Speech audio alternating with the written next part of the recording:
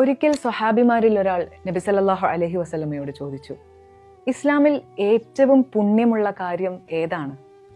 തൻ്റെ കൈകൊണ്ടും നാവുകൊണ്ടും മറ്റൊരാൾക്ക് യാതൊരു ബുദ്ധിമുട്ടും ഉണ്ടാക്കാതിരിക്കലാണ് ഏറ്റവും നല്ല പ്രവൃത്തി എന്ന് അവിടുന്ന് മറുപടി പറഞ്ഞു.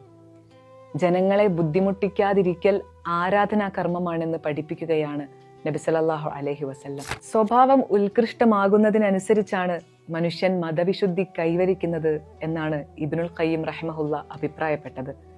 ജനങ്ങളുടെ അഭിമാനം സംരക്ഷിക്കാനും പരദൂഷണം കൊണ്ട് അവരുടെ മാംസം ഭക്ഷിക്കാതിരിക്കാനും നിന്നോട് ദീൻ കൽപ്പിക്കുന്നുണ്ട്.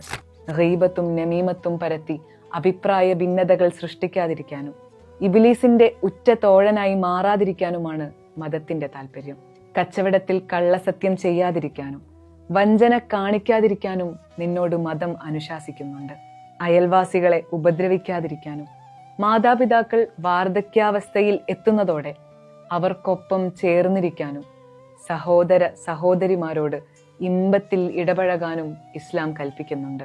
വീട്ടുജോലിക്കാർ, കെട്ടിട തൊഴിലാളികൾ തുടങ്ങി അള്ളാഹു മാത്രം തുണയായുള്ള സമൂഹത്തിന്റെ അടിത്തട്ടിൽ ജീവിക്കുന്നവരോട് നിങ്ങൾ ഒരിക്കലും അമർഷം കാണിക്കുകയോ വിദ്വേഷം പ്രകടിപ്പിക്കുകയോ ചെയ്യരുത്.